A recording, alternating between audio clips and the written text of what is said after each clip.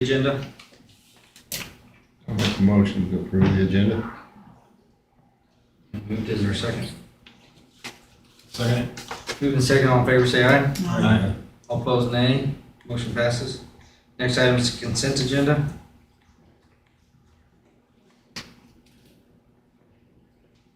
Move to approve the consent agenda. Second.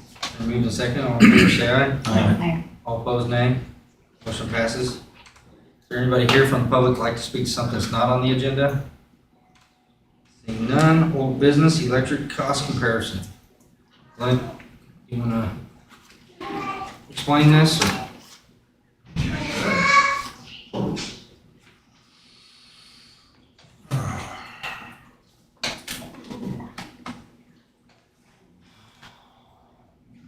I think the finance committee had this a while back, and so the whole point is to bring it to the city council because we wanted to see updated numbers from KMEA, who did the study, did a great job with this.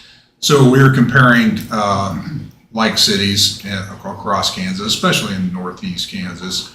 So the whole point was to see how we compare as far as our rates, and we just compared residential rates. They're not commercial or industrial rates or that. So it's really limited to residential. The first study they did, they compared were really 22 rates, and we wanted to see what 23 was. And so, as you can see, if you look at the rate comparison there, we are not high, we're not low, we're slightly below the average for cents per kilowatt hour is what you break these things down into. So you can see the cities are on the low. Some of them are generating cities, some of them are not. Some of them are in our power pool, some are not, but most of them, I think all of them are KMEA members.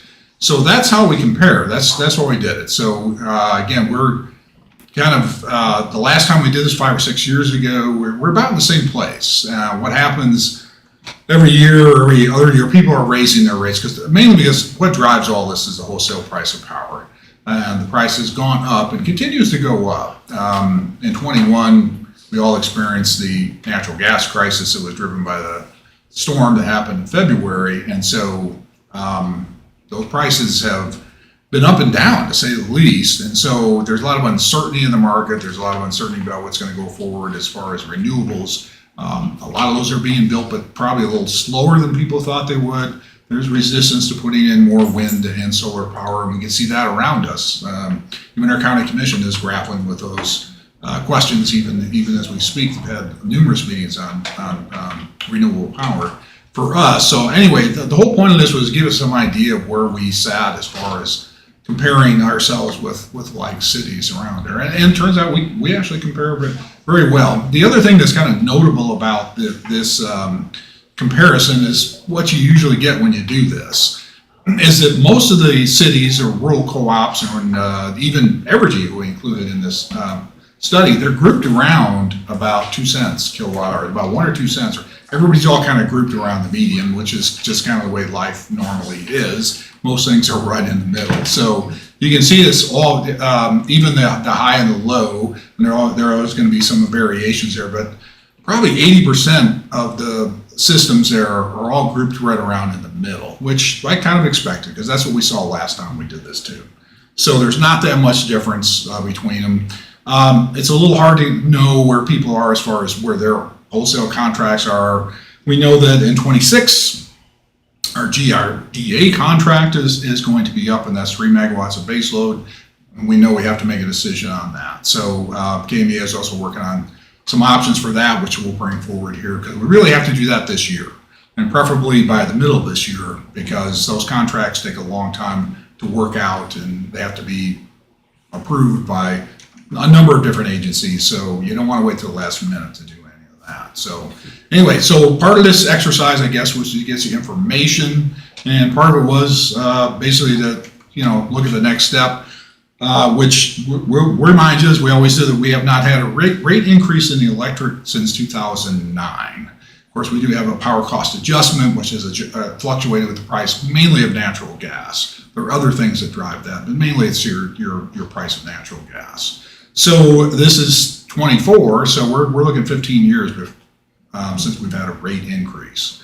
So I didn't know if you wouldn't even want to talk about that tonight, but we thought we'd give you the information so everybody has it, not just one committee. You have a chance to look at it and ask questions about what that study actually means. So if it makes sense, or do I just confuse everybody, or whatever? But what it comes down to is we charge everybody a rate on the retail side, or cents per kilowatt hour, and that translates into how many kilowatts you use and the dollars you pay us. Same thing happens on the wholesale rate. It comes down to that cost from all the sources we have, and we have numerous different sources from wind, solar, and coal, hydro, you name it. We have across the board. When you get down to it, it's the price delivered here per kilowatt hour. It's the same thing, and then we of course pass that number through. So that's where we're at. So like I said, we're not real high, we're not real low. We're at the middle where a lot of systems are at right now. So it looks like, based on my quick calculations, that we're a little high in commercial. But we're In right. commercial, yes, right, yep. Okay.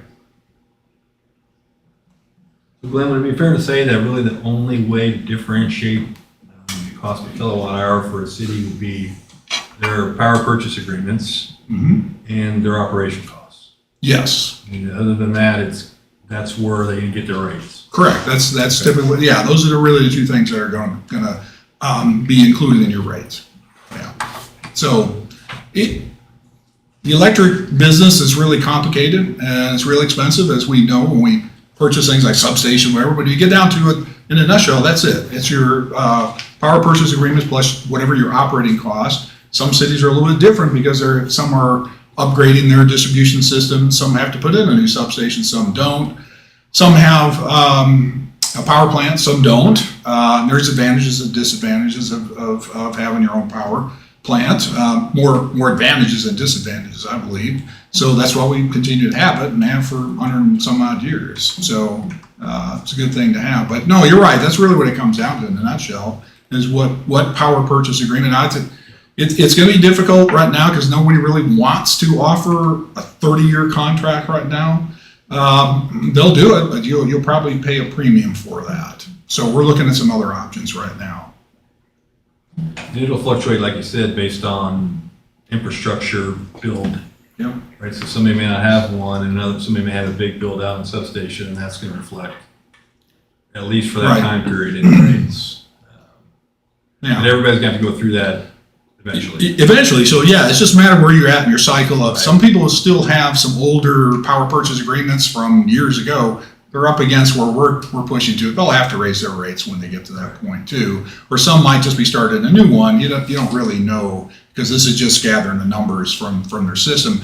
Yeah, how many are building a new substation, whatever. But eventually, yeah, if you look over a 10, 20, 30-year period, you're going to see those prices. So that's why I say when you do this every 5 years or 6 years, you're going to see we're probably still going to be about right in the middle, because people will catch up, people will pass us in the rates, whatever. But in the long run, there's not going to be that much difference between systems, because it really can't, because everybody in this area is pulling more and more from wind power and more from the renewables and getting away from coal. So that transition is happening even as we speak. But it's going to take probably longer than people thought, because the transmission really isn't there for a lot of it. So that'll take a while to do, and that impacts your rates. It really does. How much? No. There's so much uncertainty in the market, but they'll always tell you that when we come time to renew a contract. They'll say, there's a lot of uncertainty. Okay, but yeah. But isn't there always? So anyway. So you think the council needs to make a decision on the new, I guess, a GRDA and any other rate strategies or power purchase strategies you want to implement probably this summer? Yes, and I think just kind of give you a preview. We'll probably take less GRDA, probably take more exposure into the everyday market, because there is a spot market every day that you can participate in. And some of our cities we know in our power pool do very well in that. Power's been cheap. Rolling the dice is a little bit of a chance to do that, though, because you don't have a 20 or 30-year agreement to do that. But you're going to pay a premium for that right now. So we're probably going to do a long-term power purchase agreement and probably a sort of a mid-level one, and then just do a day-to-day market to balance all this out. And given the fact we do have that ability to run and cover our entire load here internally, I feel pretty good. So if there's some day that the market spikes like we've seen, then we can react to that by running on our own power here, because that normally doesn't last for days on end. It can, and we saw that 3 years ago, but it normally doesn't do that. So that's our backup, is having our own generation right here. So Does that come out pretty even at the end of the year? what's that? As far as our generation, it depends on how much you use. When you take it off the market on a daily basis? That's a hard question, because right now it's that power is very low, and so I would love to be in that day ahead market purchasing the majority of our power. But next week, I understand. yeah, I don't know. I mean, we're going to get in the summer season here. We're going to hit your peak, and will it stay low? Probably not. Probably not. So I'm not going to suggest we get into that and play that market every day. But we see an opportunity there to get more into that and to get away a little less on the long-term contracts, which are going to be probably pretty expensive right now. The other thing that's getting real expensive is capacity. Everybody's out there looking for capacity in the market right now, because that's in short supply. So it's good to have our own capacity in the ground right here that we can count on, because it's probably going to go from $2 to $5, $6 here in the next couple of years. And so that'll be very expensive to buy. So you want to be a seller in that market. Any other questions for Glenn? When we say, because GRDA expires next year, 26. 26, Yeah. there might still be a path to using some GRDA or having a long-term contract. Yeah, we'll probably. Because they're all coal, right? Yeah, we'll probably go less than that. Right now we get 3 megawatts. I think what we'll probably come back, and it'll be between 1 and 2. And then the rest of it will be medium term and then day ahead. I think that's where we're going to go, but we haven't finalized any of that yet. Any other questions? Thanks, Glenn. All right. Thank you. Any other council discussion on this agenda item? All right, KMEA Board of Directors, Director Two's guessing appointment. Reappointing you, Glenn, to that seat. That's me. That's yeah. I'll make a motion. Has he been vetted? Let him be reappointed. Probably should run him through the interview process. I'm sorry? So we should probably run him through the interview process. I think he's going to need vetted. There you go. All right, Jerry's motions to approve. Second. Motion and second, all in favor say aye. Aye. All opposed nay. Motion passes. Next, council committee reports, budget and finance, Scott. We did not meet since the last meeting. Our next meeting's this Friday, 7:30 a.m., second floor, City Hall. Community development, Corey. Yeah, we met yesterday. We actually had a couple agenda items that need some discussion here in council. Give me 1 second, I'll pull up my notes.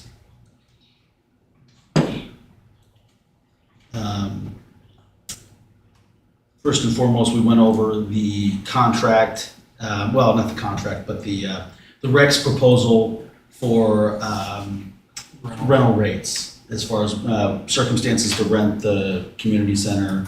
It kind of breaks down by size, and I think it's probably in a packet somewhere that you can send out. But basically, the way they structured it, and Matt went around looking at other event spaces and kind of what they charge and how they're doing things, and he's pretty comparable to all those. That market rate for the event space, but there's different scales. If you're running it all day, obviously that's a different rate. If you're running for 4 hours, it's a different rate. The 4-hour cutoff kind of seems to be that mark where you're going to need to have a cleaning crew come in and pay that extra cleaning fee, and can have some discussion around, well, those 2-hour rentals, kind of what that would look like as far as cleaning. Maybe it's probably likely a deposit. You get your deposit back if you clean up your own mess type deal. But yeah, he kind of just wanted to bring that to the meeting and see if we had any feedback or guidance for him on that. It's all pretty standard. Let's see here. Will the council all be able to see that, Corey? I would assume it was in the packet. I don't know. No, I didn't receive it. Okay. Can I email it to you and then you send it out? Okay.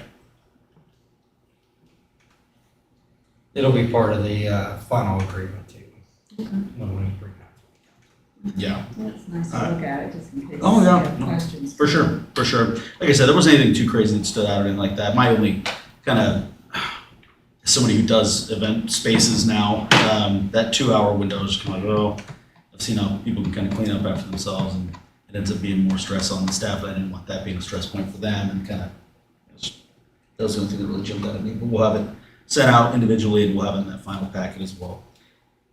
Let's see, the Main Street Chamber, Dana Mullis met. They have the pole banner project, and they brought that over to CDC. They're requesting $5,000 in cooperation with the design committee on Main Street, as well as the lumberyard mural project, all kind of teamed up. They had 6 to 8 unique pole banner designs that they want to place throughout the downtown area.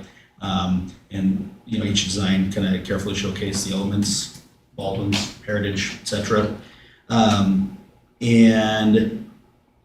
I think the way they kind of talked about it at first was they would have a committee, basically someone from CDC, someone from the city, a community stakeholder, and a chamber board member.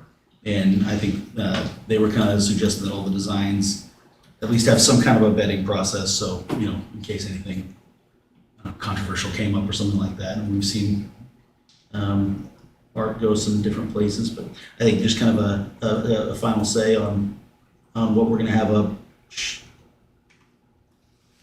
downtown where a lot of eyes see it. So yeah, what they need is just approval to proceed with the implementation of the downtown pole banners and approval of that 5K. Does that need to be a separate agenda item? Yeah, we wouldn't be able to approve it tonight because it wasn't put on the agenda. Okay. Kind of get consensus, I guess, here.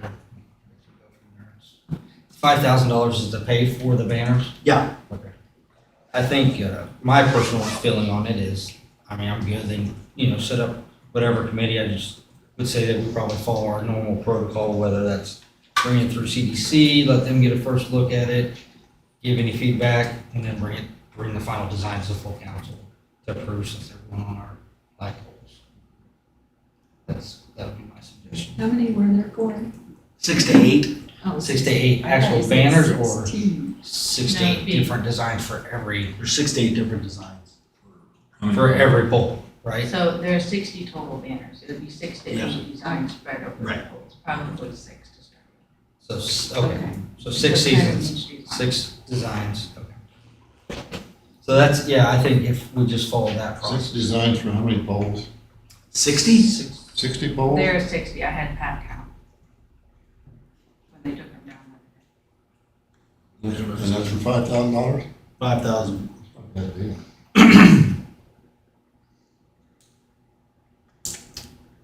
Yeah, so what do you guys think about it? Is that something that'll be up all the time, Corey? I think they're seasonal. The ones we have now are kind of seasonal. Yeah, that's Glenn was good. making a joke that his winter one stayed up too long and he kept the snow around, so I think they're seasonal. Okay. So I was good with the one- dad jokes. One question I have though on them is, we have a specific maple leaf banner, I believe. Right. Are they trying to redesign that, or should we let maple leaf committee? I don't know that the conversation's gotten that far. Okay. So, just- well, that's actually a discussion that we did have, and I brought up that we would absolutely have to bring in a Maple Leaf Festival committee member to work through the design process. Right now, what we have for Maple Leaf Festival are basically just banners with maple leaves on it. It doesn't have anything that says Maple Leaf Festival or Baldwin City or anything like that. So if we were designing something that felt more local, and the Maple Leaf Festival committee liked it in the beginning and the part of the process, I think it would be interesting. Yeah, I just like to include them in that process for that specific one at least. Yeah. I wonder if it might just be easier just to have this at a CDC meeting rather than branch off and have 2 separate meetings for this. If it's gonna stay in CDC for city funding and et cetera, then maybe this meeting occurs at CDC. It's open to the public as well. I mean, you could, it'll just bog down probably other stuff we have. That's my concern. And only meet once a month. I'd almost say, let the groups committee form, let them come up with their designs and then just ship them over to CDC. So you guys didn't have to get bogged down on multiple meetings. I know it can get hard sometimes, but. So then you'll bring it to the council then? Yeah, just like the flag design, I kind of imagine, like, Yeah. we did that and then it got brought to council. Yeah. Or something else too. We do, city does. What do you think about that? Yeah, I mean, that's fine. I think we're saying the same thing. I was just trying to avoid redundancies of meetings. Well, that's what I'm saying, if we just let their committee, they're the artistic people, let them kind of form their committee. I would almost like to see the rec involved in it just because of their events downtown. Maple Leaf involved in it, and then the lumberyard obviously will be involved in it, Main Street. I think that's. Glenn, if you're involved in it. I'd also like to see somebody from Baker and Biscuit before they, and we talked about working with our department and the schools. Maybe even Roger Boyd for the historical side of things. The only thing, we did, as far as process, like deciding on final designs, we talked a little about how we did the flag selections. So the final few designs would come to the CDC, and the final, handful would come to the council. Correct, But yeah, it wouldn't be a contest. Yeah, just work with the CDC and tweaks or whatever, and then CDC can bring it to the full council, we can give all our input, if we have to send it back. You guys, That sounds great. everybody good with that? Yeah, sounds good to me. Make sense, Lynn? Yes. So we'll just kind of stand by for them to come to CDC Yeah. with what they have, and then we'll come as council with what CDC discussed. And then if we need to put the $5,000 on the agenda for next meeting, we can, but it's probably gonna take you a couple weeks to form a group anyways for this, so, Yeah, we're not close to Yeah. any decisions yet, so. yeah, we'll get that on the next agenda. Okay, the last thing, BG, Jason Hoskinson was there, kind of give us an update on the brick streets, the grant application. It sounds like we made it through the vetting phase where they thought that we have a pretty good application possibly, and he is gonna start, there's a May 17th grant application to do. And we have a little bit of homework as a council. We need to say, first and foremost, he needs, let me just read it here from the horse's mouth. They need a council resolution of support. And I guess, didn't he say he was gonna provide it to you and Amra Yeah, we'll have that at the next council. at the next meeting. council meeting? So we'll have a resolution of support. This is for the grant. Just letters of support. And a lot of this is umbrellaed already under our public outreach that we've already done for the brick streets leading up to the tax vote. Right, and the historic district also. And the historic district on there, and the Main Street as well. So I mean, we have a lot going for us. I don't want to jinx anything, but your application can only be so good, and I think we're pretty good. The community engagement piece, the historical significance, which that's what Glenn just brought up with the district. And then, okay, so here's the council homework. He says it's beneficial to have your second phase already in mind, so they can always say, okay, what are we gonna do for Forest Road? What's next? You can see the big picture. And he brought out the map, and it seems like the first phase is gonna be the 4 blocks that we're going for, and that seems to be, I think, about as ambitious as maybe it's realistic to go. That leaves 10 blocks left, so 3 more phases, they would have to be 5 blocks apiece, and maybe you can be a little more ambitious after you get the first round and add on a block, but since you're doing the downtown district, it's opposites on each end. So there's really no way to chip away at it 4 at a time, and then leave a 4th phase of 2.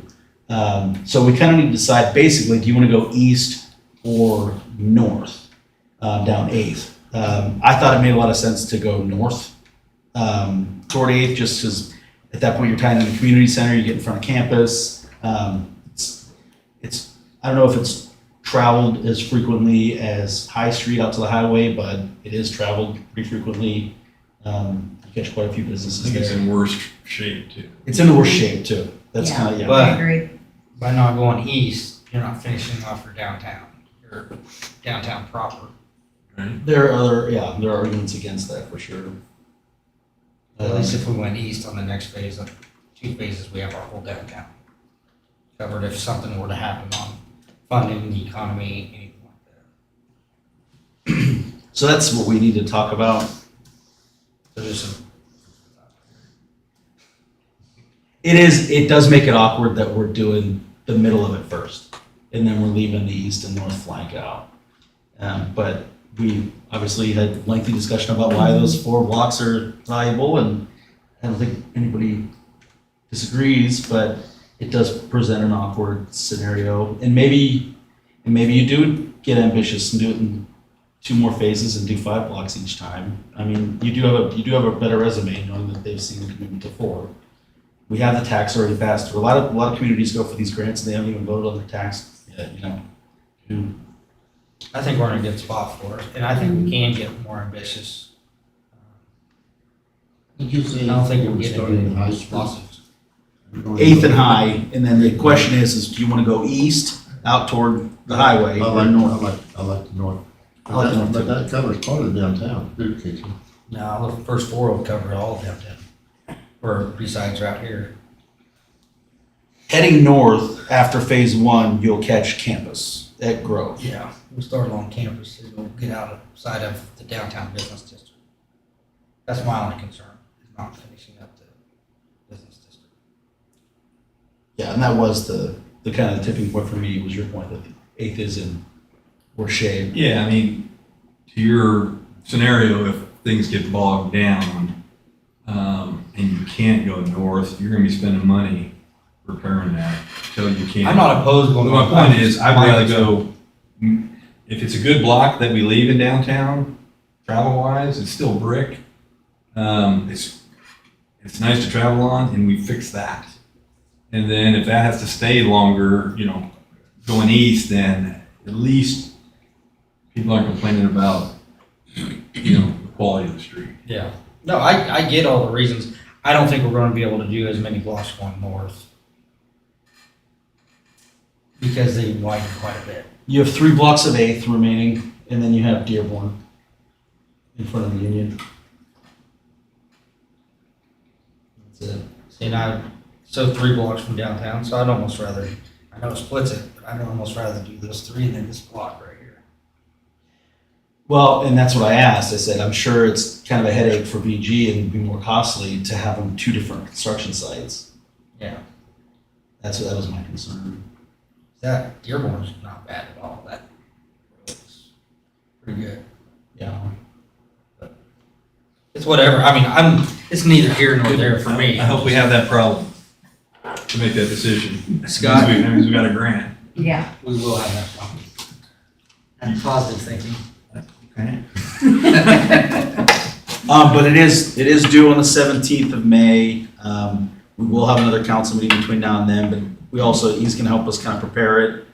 Are we using our grant writers that we used the last time for the trail? No. Or they're just gonna help us with it? Yeah, we'll do this application in conjunction with BDS. Okay. So they'll just need that answered. And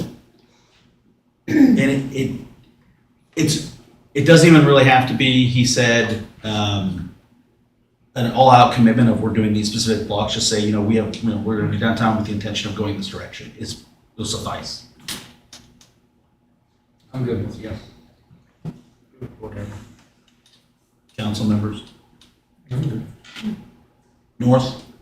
Just stick with north. North, We can always, because we'd have to go back and write it into a new grant. correct. And if we want to change that time. You're not Right. setting yourself in concrete here. Yeah, okay. That's all we have. The next meeting. Why don't you guys, this is a big meeting, why don't you take a couple months off? Because they took a couple months off before. There was so much now. Trying to align that. Let's see here. Susan, what do we got? While you're looking, I had another conversation, I just checked in on the Heritage Cross 20th. Oh, yeah. It's in the design phase now. They're hoping for construction by the end of summer. So, I think it's May 20th. construction. Bid Oh, no. letting by the end of summer, so. It's the It's 27th. moving, 27th. there. It just doesn't feel like it is. Yeah, it's the 4th Monday. We know what's in the Is it gonna be, we're gonna get like flashing lights, like a push button and lights flash and so someone wants to cross. And they're upgrading the 8th Street one as well. Yeah, because the one they have in Gardner there on Main are very attention getting right there by the pool. Yeah, I think these will be much With the more. flashing LEDs. So the Heritage is getting the crosswalk and then 8th Street at the same time is gonna get Getting Oh, good. Is there anything been said about lowering the speed limit there? The what? Lowering the speed limit coming up to that? I've worked on that with the state, and I talked to their lead counsel actually at a event I was at. And I talked to the director of KDOT. I'm still working on that, Jerry, I'll be honest. It took 5-6 years to get this done, so, but yes, I'm still having conversations. I've emailed the lieutenant governor about it, I've talked to the director of KDOT about it, and I've learned with these that I have to let it sit for a little bit, and then I start pushing again. And then I kind of repeat the process, so. I think we'll end up getting it. I think it's just gonna take me It some, needs to be done. yeah, I think it'll just take me some time. Was it 45 right there? It's 55. 55. Yeah, Oh my gosh. Yeah, it's 55 from the edge of Right past First- Heritage. 2nd Street. Oh, going east? Yes. So it starts there. Wow. And by the time you get to the intersection where I turn to go Mm-hmm. home, Going 55. you're going 55 or more. It's still Probably 60, more. is it still 60 going Some of those east? semis I know. are going down that. I know. Yeah. That's 60, exactly I what think was it thinking about. reduces right after Heritage is where the 60 It starts goes to. to 45? It goes to 55 or something, or, no, it's 60 by Heritage, isn't it? And then Yeah. it goes to 45. 55 by Heritage. I think you hit 60 till Blackjack. No, No, No, it's no, closer no. than it's that. closer than that. yeah, it's gotta be closer to It's that. probably at 1900? least by like I think the 2,000. sign is right past the Heritage, High Street. Oh, wow. Okay. just right Just west of west of Heritage. it. I think Yeah. There's a 55. So by the time you're at Heritage Tractor, it's probably 60. It's still 60 until you get past High Street. Oh, wow. That, I'm pretty sure 55 is west of there. On the right side. Yeah, it's You pretty gotta fast. take turns sitting at the crosswalk and hitting Unfortunately, Just have a full-time person. Well, when they did their thing, their survey of how much traffic and Yeah. everything, well, they did it during COVID. for one. so I Yeah, I actually had them remember redo that one. Oh, you did? Because Okay. originally they weren't even gonna give us an option of a crosswalk, they just were gonna do painted lines. And I Okay, said, you guys need to redo that, you did it right during COVID. They did a new one before we submitted this last spring. and they also said that, maybe that was the first one, that there was no pedestrian traffic, which is crazy because when I walk across there and I walk back across there, and I'm not the only one, so. And those new developments out there, will they be out far enough for a school bus? Yeah, the 1 mile radius is actually right at the end of Heritage Phase 1. So right Yeah, from they don't- Julie's house So- to, They don't Will there be bus a time when they'll have to kids have at traffic every control mile. individual there? That was 2 miles. Oh, Is it yeah, it 2 might have miles? been I 2 think miles, it's 2 yeah. miles. either way, I know that Heritage, like the back end of those houses are the limit. So the new subdivision, I think will get busing to the elementary schools. So there will be a time when we'll have to have cross guard there like we do down on High Street? Yeah, we'll have to, I mentioned that's a long ways down the road. yeah, we'll have to see how that all works out, but if they're getting bused, we So possibly. the time that happens, I'll be pushing up and down the lines. So, anyways, sorry. No, it's okay. I only have one more thing to say. That's next meeting is the 27th of May, 4 o'clock, second floor City Hall. Public safety, Susan. So we discussed, I think it wasn't it a citizen that came to you, Casey, and, It was a while ago, yes, they did. yeah, inquired about having larger animals on It was a lots. horse specifically. Yeah, specifically a horse, on lots that are 3+ acres in city limits. And so we discussed that and what that would look like. So Chief Patrick's gonna look at some ordinances in other towns of similar size and bring back some recommendations. I always thought that you needed to have 5 acres to have a horse in there. Is that There's not true? it's whatever your ordinance states. No, of course, but Yeah. I always thought that was the guideline. It varies. Like I looked at Olathe, it's like you can have 1 per acre. Really? Yeah. So. it just depends. Depends how much hay you wanna buy.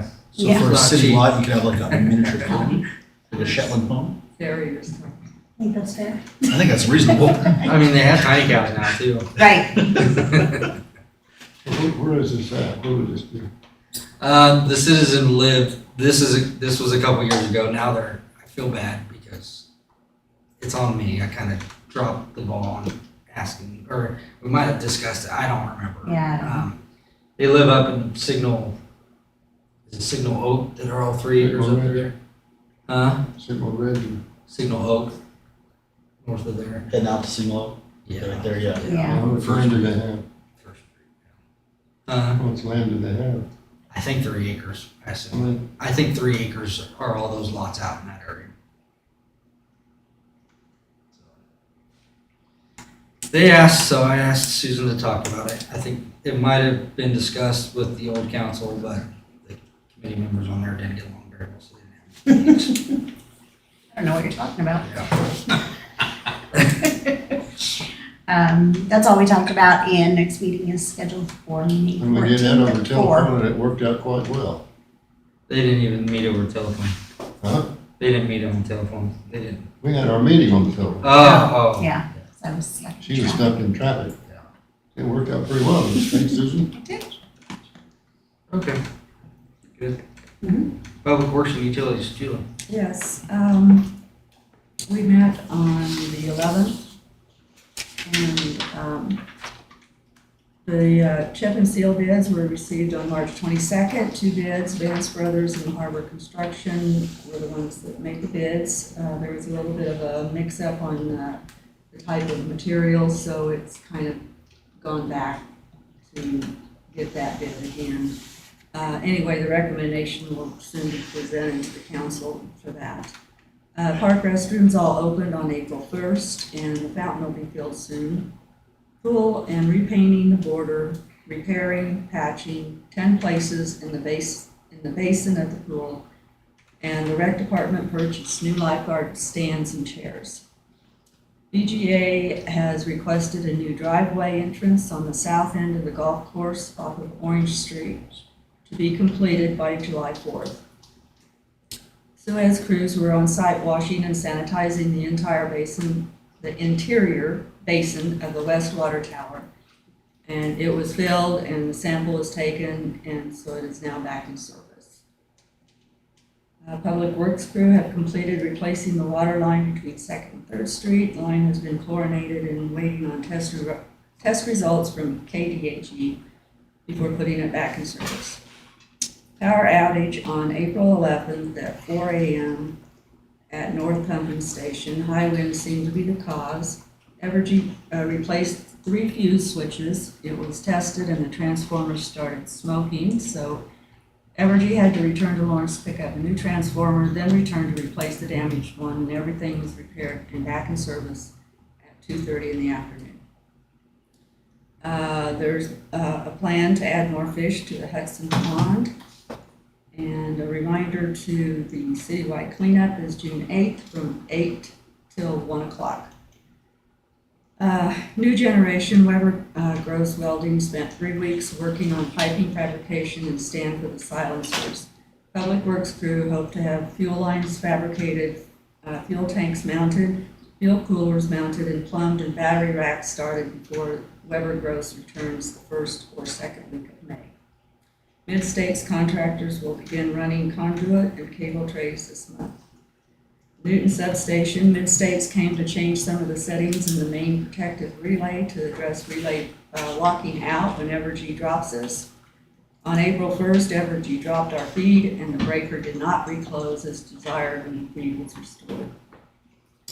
new substation, working with KMEA, Mid-States, and Evergy to submit application for the addition of a tie point for the north substation. New Phase and Fire Tree has all the underground lines in. Transformer for the Bower Building should be ready to set. This is next week, so it might be this week or next week. And then we also discussed the recycle container. There was a picture of it in your package. We discussed what we talked about last time about it being placed behind the fence at the Public Works. So we talked about that, and some of the things that were mentioned were the concern about people piling up stuff when the recycle date is not open. And if it's we talked about 2 hours a week or something that it was gonna be open. Which would almost have to be during the week, or you'd end up having to pay overtime for somebody to be there on the weekend. And, so I would think most people would want it to be open on the weekend. So anyway, the concern is that people, when it wasn't open, would just pile the stuff up by the fence, and then we'd have a giant pile of trash, basically. We talked about possibly maybe recycle more than once a month for the green environmental people instead of just once a month. Something to check into. Also, it was mentioned that Vinland's only 3 miles away. People can use that. And if you see the prices, it's like $7,200 plus a month. And, A year. well, it would be a monthly rent of $250. And then the haul rate per load is $275. Recycle dump is $80 a ton. So that, yeah, per year, $7,200 a year. That's not counting if you have to pay overtime to an employee. That's pretty much what we talked about. Just a couple questions, I guess, to think about. I can't recall, did we land on the substation location? I know, It's at the old home motel. Okay. you know, do we have any drawings to show where on that lot? Are we gonna have some marketable lots still, so if we have somebody who wants to? Well, that hasn't been decided yet. I think we've got a pretty good idea where the footprint will be, and it's probably going to be the southern edge of it along, would it be Baker, yeah, on Baker Street. So that would leave some frontage out front on the highway. Okay. I have some tentative drawings I can send. Yeah, I just didn't wanna take that's a big lot, so, and that's one of our few commercial lots in town, and if we get somebody that ever wants to purchase that to bring a business into town, that's still available. But we might just, one thing I had Ed do when we purchased that lot was I had him draw, just based off our ordinances, hey, what kind of building could somebody put here?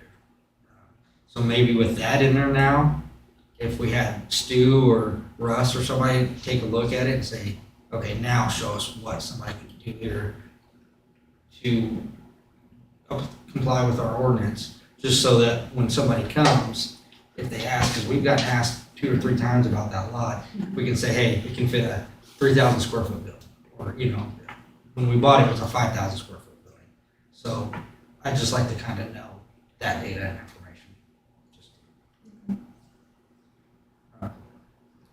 What does everybody think, I guess? I assume you want kind of some direction on recycling. Well, now I guess it's up for, conversation. I mean, so I have 2 issues with the Vinland thing. So one is, I've already heard that it's getting overflowed and overused. 2, I mean, who wants to drive 50 miles an hour? A bunch of trash in the back of their truck, blow it out all around up Georgia. I mean, I just kind of think we should be able to provide something in town at least at the very minimum for, a couple hours a month for people to just save up and go. Because right now what you have is you have people saying, I don't remember how much it costs for that recycling container that you get dumped once a month, but do we have many people that have elected to do that given the increase, or are they? We went from 500 down to about 300, just under Okay, 300. so that's a big impact. Yeah. What about back here? We want this gated in space back here. Maybe something to think about instead of putting it out at Public Works, right back here, to utilize this space a little bit more. At least, you know, Well, my feeling is probably not what everybody else feels. I feel that we have a contract with this company for the recycle, and I don't think that necessarily the city should be responsible to have something for free. I mean, that's just my feeling. Julie, I'll be honest, I don't disagree with you. I haven't heard much complaints after the first wave, I'll be honest. So I don't necessarily disagree with you. I was just trying to come up with a solution that, you know. I understand that. We also like promoting that we're green. Yeah, Right, my guess is we've those always- 200 are just not recycling, most of them. No. And, you know, if we want to try to encourage that, I agree. I don't know that it should be necessarily free, but if it's, you have access to this site for, 2 hours, you pay for that, right? So we'd have to obviously monitor. You would then buy access to that to do your own recycle dumping in our bin, where it'd be a lower cost than, the bins that we have for the individuals. But I agree. I think there ought to be some, skin in the game. We definitely want to motivate them to recycle if we can. Freezy would be the best way to motivate them, but maybe there's a price point that's reasonable. What do the folks out of Inland have to pay? I think it's free. 'cause it's Obviously provided by nothing, the county. because we're driving out there doing it. I mean, I don't know who. It's a convenience issue. I don't know who controls that out there. I don't know either, but somebody ain't making money on it. The county. Or at least somebody's It's not the breaking county. even. It's the county. They're not even breaking County even on does. it. It's the county. Yeah, it's a county. But yeah, I agree with Corey. I think it's prohibitive, but I'm not Yeah. gonna drive to Vinland to recycle. But if it's here in town, Right. yeah. You get like a subway punch card, you're like, I Like to think, make it Out of all the easy places and we spend- affordable where Yeah. they're willing to do it. Right. I think, I don't discount the fact that you're trying to encourage, the recycling stuff. But I think if we do that, we're really asking for a problem. Because I do believe that if there's nobody there, like on Saturday or Sunday or 10 o'clock at night or whenever they're cleaned out the garage and stuff, they're just gonna stack it out there and expect our city workers who don't have the time to do it to come along and put it in the containers. And those people that are recycling, they're going to continue to recycle just like they are now. And as far as going to Vinland, I went to Vinland just recently with a fellow who undid a bunch of boxes because of moving. And we put them in the back of a pickup and hauled them up there and put them in there. And that place is clean. And it's wide open. It's open. The gate was open. There was a man there with a truck for the city or for the county that was loading out stuff. And he was watching to see what we were doing. And we laid some stuff out there. And he said, no, you cannot put that in this stuff. That's not recyclable. No, you can't. So we had to haul it back to town. But at least it was kind of halfway manned at the moment anyway. Yeah, it was just coincidence that he happened to be there, right? I don't know whether it's coincidence or whether he's there. I wonder who managed that, if we could talk to them, if they have this problem that we're worried about, if people just, but it's open the whole time. I guess the only reason they dump it outside the bin is if the bin was full. But you can drive down the highway and see a lot more trash than you see around the Right. fence area and up there. I think if we do it, I think it's gonna be a problem. What about the grocery store like we used to have? Glass one's still there. Yeah, glass. That's glass. Glass Yeah, one. but I thought they used to have a, They had a clothes donation. I remember that. is that what they had? It was yellow. I think the recycling one that we used to have was out in the park. So remind me why we thought it had to be manned? I know we discussed it and it made sense, but I can't remember. Well, if it was inside the terms of public works, it'd have to Right. I think so that normal trash just didn't get thrown. Is there, That was it. has there been a time mentioned as to when they will pick it up? I think that'd be up to us. Is it on a weekly basis or monthly basis? Well, it looks like it's a haul rate per load, so you probably call them and Call tell 'em. them it's full, come get it. Maybe you don't have to call them until it does get full. You just have the monthly rentals, but if you don't haul it for Right. 2 months, you save, $350. It looks like, Are we planning on dumping Like this ham. twice a month? it looks like Ham will be the I don't know one. how old you got the whole rate and the monthly rental. Will Ham be the one that comes and picks it up, or is That's a good question. Picked up. Well, I'm saying you gotta pay the monthly. It's Don't- dump there, don't- probably That's what I'm saying, it's Ottawa. They Based on get it out frequency. there. and they will take If it you up? don't, if it's not I'm being not- used to the point, you only have it once every 2 I see what months, you're yeah. saying. I mean, we don't have to make a permanent decision. We can try something. Yeah, I was just gonna ask, is there There's like no an contract. annual contract? Yeah, I mean, I it doesn't assume look like if it. the monthly, It's like a Rental roll-off. fee, I want it. They for come a bring it month. that day, yeah. Just have to decide where you want it. Yeah, I think we ought to, I don't know what these, we ought to take a run at what we think the cost would be. I don't know how we're gonna. What's the dimensions on this thing? That'd be a question for Rob. I don't know if he knows what the dimensions would be. I haven't seen these, I haven't seen these dumpsters, in person, but, I have went down and looked at the site in Denland, and the times I've been down there, it's been very clean. I've never seen it overrun. Maybe I just hit it at the right time, but, I've never seen anybody down there man it, but I think, the concerns are real. I do think that if this isn't manned, I think we will get things down there, undesirable things, tires, paint, household chemicals. And it cost us $5 a piece to get rid of the tires. We get a bunch of them in the city with the, we change all the tires for the police and fire department, our vehicles, and so we get a bunch of them. We have to recycle in Franklin County. It costs us $5 a piece to get rid of the tires.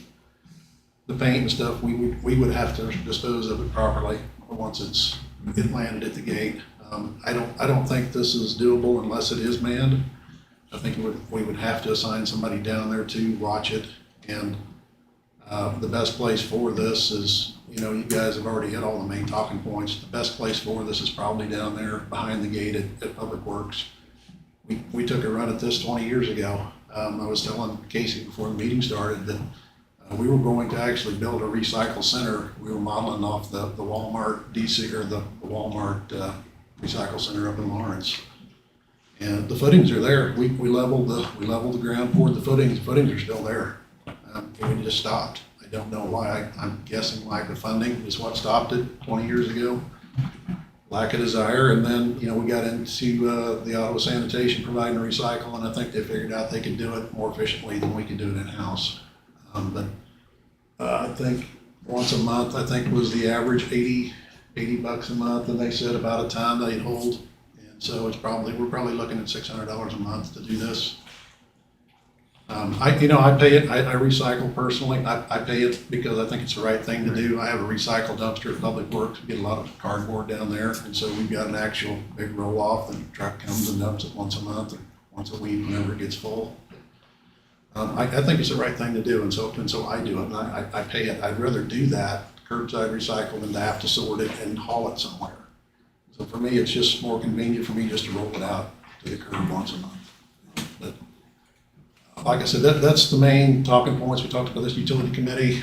That's the concerns that we had in Public Works. Ultimately, we can try it. We can try it for a month. If you guys decide we want to try this, I'll find a place to put it. I'll figure out how to staff it. But I think if we're not doing something on the weekends is when we're going to start seeing the stuff just being piled at the gate if we're not open. I remind you too that we do also offer 2 citywide cleanups per year. So, we do that for the folks, no charge. That got to be so large that we had to start limiting it to Baldwin City residents only because we were getting stuff from other communities. I would hate to see this turn into the same thing where people start bringing stuff from other communities, and now we're tasking our residents, we're basically socializing these costs. If you don't choose to do curbside recycle, we're going to give you this program for free. You're still socializing those costs over the residents who choose not to participate in curbside. And so I'd hate to see this turn into something where we we start getting a bunch of stuff from surrounding communities, we still have to pay to get rid of and recycle it. So Rob, why couldn't we approach the county with a plan that they pay for the hard costs of this? We agree to staff it, but it's good for all Southern Douglas County residents to provide a area further down south. Everything's on the table. I don't I mean, know if we can approach the county. I don't with that. see why the county would say no to that. I mean, I'd like to know what they're doing up there for, investment Yeah. in the, it's how big an area they intended it to cover and what we think it's covering. Did anybody go out there when it was back behind Flory Dairy or whatever that was? That's where it still is, isn't it? It's now on, It's next to the, Right it's across right from next to the where they do airport. the gravel, it's behind the church. But there was- Oh, okay, It's right that's by- where I saw a picture. Yeah. Oh, I didn't know it was. You know, there. when it was on the gravel It was road, further east. it was not at all, I mean, it was not kept up at all. It looks bad. Okay. Now where it's at, it looks immaculate. And I can reach out to the county, I have no problem with that. That's what I'm saying. You I would think the have county would do farmers- something with this. People have farmers from around doing it. They want to go greener, Bringing help stuff us. in. It's worth a I conversation. think the same problem, come back, the same problem is staffing it. And, But if we- you know, Well, that could be it's our finding- investment it's finding the piece staff if we're members. concerned about. Even normal working hours, AKA Monday through Friday, Yeah. would be one thing, but I think we're gonna have to at least do something, offer something on the weekends, Right. some hours on the weekends. This gated area back here would work, but it would be harder to man this back here because there's nobody, watching this all the time. This Monday through Friday, there's somebody watching the front gate all the time. It's got a camera on it too, so. If somebody If we did left dump this- something there, we could catch them, but then, we'd have to get the police involved and track them down and figure out. Do we have a code that covers that? Back. Trash dumping type stuff? Illegal dumping. Illegal dumping, yeah. We have an illegal dumping ordinance. I think Rob's just talking about the pain in the rear of having to go through the legal process just every time it happens. If we have a point to do it, how would you actually charge them illegally because they couldn't get to the container? Be outside of normal operating Yeah. hours. Like if they came in at midnight or something and dumped a bunch of tires, and we actually got a tag number or something, we can track them down. Paint or chemicals or any of the batteries, things we don't take during citywide cleanup. Well, that's why I thought back here, Rob, you could open the gate every morning, it's open, but then shut it every night. So it's not, but like I said, it's. It'd be the honor system, we'd have to just hope that they weren't putting things in there they shouldn't be. Yeah. Unless I mean, somebody's I can go out at 3 in the actually morning watching. and dump stuff wherever I want, and the same consequence as this. Yeah. I mean, if people are gonna do that, they're gonna do that. And I don't know that it should deter a good effort. I would like to see us approach the county either way, just to see what their appetite would be. This isn't a huge investment for them. As far as the trial basis, this roll-off recycle dumpster is probably the easiest, quickest way to get it done. Right. Just find a place to put it and figure out how to man it. See if it works on a temporary basis and go from there. I think, I would almost say, talk to the county, get more information on the dimensions, where you would recommend doing it and how you would recommend operating it. And Right. then Julie can talk about it again in her committee if she Yeah. wants, or we can. Yeah, that's fine. I think that the people that want to recycle are gonna recycle. I mean, I go for a walk in the morning and they have cardboard boxes stacked up. These people aren't gonna recycle. They just want somebody to take it and dump it. Whether it's trash or recycle, it doesn't matter. What did we charge for recycling previous plan?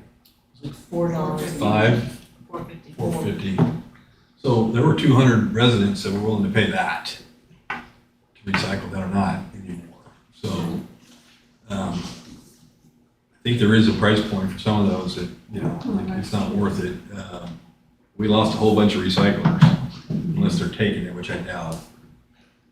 Which, if we want to try to be environmentally friendly, we need to figure out how to incentivize them without overly burden the rest of the population. It needs to be some, so the convenience of just rolling to your curb is worth X, and if you're gonna take it down yourself, that's gonna be some other price. And I don't know how you would police that, but, That brings back. I mean, it could be pretty much for any Baldwin resident. And if you got your own bin, you're not gonna be hauling it down there. It's gonna be everybody else, and maybe you just add that onto everybody's trash bill, because it's now available. I don't know, just thinking out loud. I don't have the answer. Those that are doing it are probably gonna continue to do it.